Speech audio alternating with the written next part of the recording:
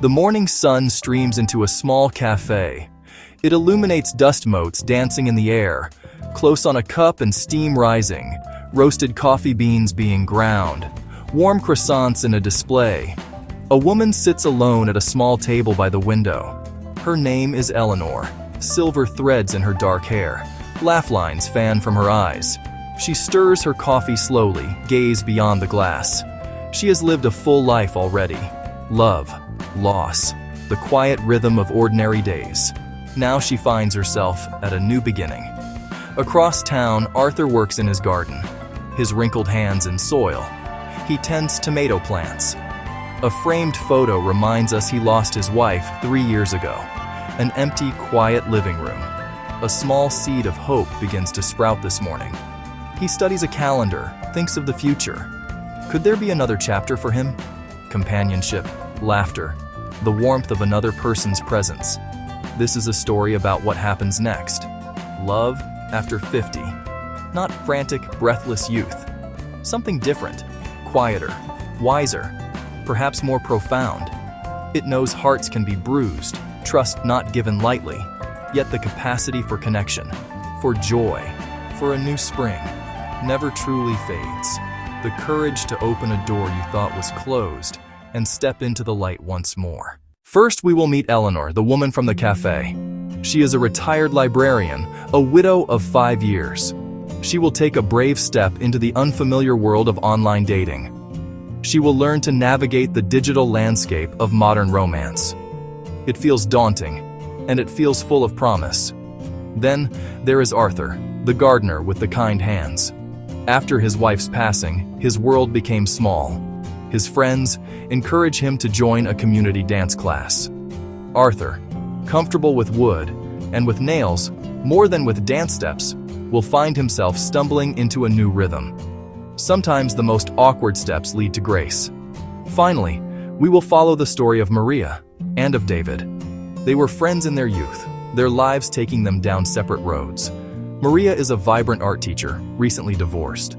David is a musician who has traveled the world and is now settling back in his hometown. A chance encounter brings them back together, exploring whether seeds of an old friendship can blossom into something more after decades apart. The courage to say yes to a coffee invitation, to create a dating profile, to walk into a room full of strangers. The end of one chapter is not the end of the book. It is an invitation to turn the page and begin again, with a heart that is both wiser and wonderfully, hopefully, open to what comes next. Eleanor sits at her polished oak desk. The laptop glows in front of her, an open portal to a world she does not understand. "Just be yourself, Mom," Chloe had said with a reassuring smile. But which self? The profile page is a blank canvas, asking questions that feel impossibly large. Eleanor types a sentence, then deletes it. She remembers her late husband, Robert. It was simple, organic. This feels different. With a deep breath, she begins to type again. She writes about her love for rainy days, a good book, her fondness for old black and white films. Taking one last shaky breath, she closes her eyes and presses down. The screen refreshes. Her profile is active.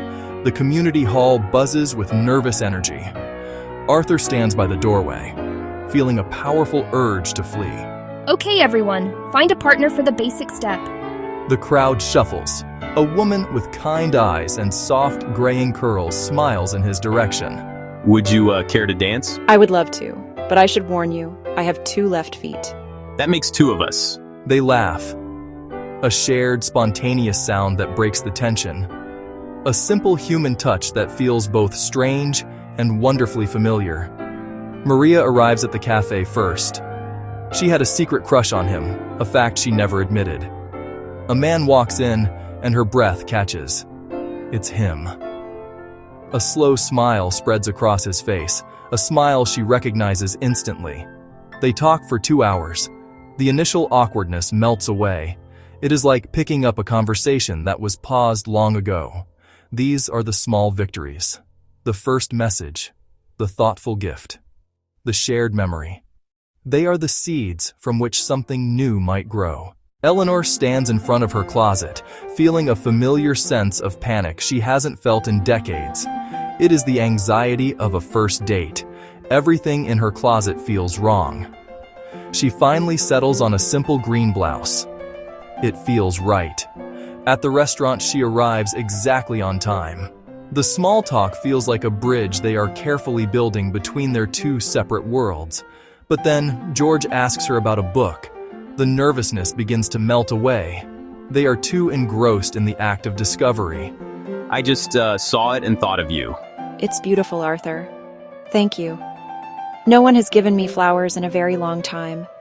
My husband Tom loved parks like this. Mary loved my garden. She'd sit on the porch steps while I worked, reading a book. It's not about replacing them, is it? No. It's about finding a new way to live. You know, you're here so often. Have you ever thought about moving in? The thought of leaving that behind, of packing up her history into boxes, felt like a betrayal. I love being here with you, Arthur. But my home? It's mine. It's where my kids come for holidays. I get it. I feel the same way about this place. So 2 homes? Squeezing her hand. 2 homes, 1 heart. The first real test for Eleanor and George arrived on a Tuesday. The silence on her phone felt heavy and ominous. I completely lost track of time. So, how was your day? Voice tight. I was worried, George. Worried? Why? I'm a grown man, Eleanor. His response felt dismissive. I know you are, but my past makes me jump to conclusions. When you didn't call, my mind went to a very dark place. Eleanor, I am so sorry. I wasn't thinking. Of course, you were worried. For Arthur and Sarah, physical intimacy had been a landscape they approached with caution. But tonight, something felt different. She saw the question there, and she knew the answer was in her. It was a simple, tender gesture. He leaned in and kissed her. It was a kiss that acknowledged their age, their histories, and the quiet courage it took to arrive at this moment.